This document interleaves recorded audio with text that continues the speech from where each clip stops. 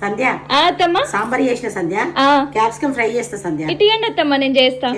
అసలు వంట రాని వాళ్ళు కూడా క్యాప్సికమ్ వేపుడు ఎంతో ఈజీగా చాలా సింపుల్ గా చేసేయచ్చు. స్టవ్ పైన కడాయి పెట్టి వేడెక్కిన తర్వాత 3 స్పూన్ల పల్లీలు వేయించుకొని పక్కన పెట్టాలి. ఆ తర్వాత కారం కి తగ్గట్టు 10 నుండి 15 ఎండుమిర్చి వేయించి పక్కన పెట్టుకోవాలి. ఆ తర్వాత 1 స్పూన్ జీలకర్రతో పాటు 1 స్పూన్ ధనియాలు కూడా వేయించి పక్కన పెట్టాలి. ఇవన్నీ పూర్తిగా చల్లారిన తర్వాత ఇందులోనే 10 నుండి 15 వెల్లుల్లి వేసి బాగా మెత్తగా కాకుండా వీడియోలో చూపించినట్టు మిక్సీ పట్టుకోవాలి. ఆ తర్వాత క్యాప్సికమ్ ని మంచిగా వాష్ చేసుకొని వీడియోలో చూపించినట్టు కట్ చేసుకుని మధ్యలో ఉండే గింజలన్నీ తీసేయాలి. ఆ తర్వాత క్యాప్సికమ్ ని చిన్న చిన్న ముక్కలుగా కట్ చేసి పెట్టుకొని కడాయిలో ఆయిల్ పోసి హీట్ ఎక్కిన తర్వాత జీలకర్ర కరివేపాకు వేసి వేగిన తర్వాత కట్ చేసి పెట్టుకున్న క్యాప్సికమ్ ముక్కలు వేసి కొద్దిగా పసుపు వేసి కలుపుకొని మూత పెట్టేయాలి. ఆ తర్వాత రుచికి తగ్గ ఉప్పు కలుపుకొని ఒక 5 మినిట్స్ సిమ్ లో పెట్టి అలానే వదిలేస్తే క్యాప్సికమ్ మంచిగా వేగుతుంది. ఆ టైంలో మనం ముందుగా మిక్సీ పట్టుకున్న పౌడర్ వేసి ఒక 5 మినిట్స్ పాటు సిమ్ లో పెట్టి ఉడికిస్తే సరిపోతుంది. చివరిగా కొత్తిమీరతో గార్నిష్ చేయడం అయితే మర్చిపోకండి. మరి ఓన్లీ సాంబార్ కి అంచుకు పెట్టుకోవడం కాదు, ఈ క్యాప్సికమ్ వేపుడు డైరెక్ట్ గా అన్నంలో తిన్నా చపాతీలో తిన్నా టేస్ట్ సూపర్ ఉంటుంది. ఇంతకీ ఈ వేపుడు మీరు ఎప్పుడైనా ట్రై చేశారా? అయితే నాకు తప్పకుండా కామెంట్ చేయండి. అలాగే వీడియో నచ్చితే ఒక లైక్ చేయడం మర్చిపోకండి. మరి థ్యాంక్ యూ.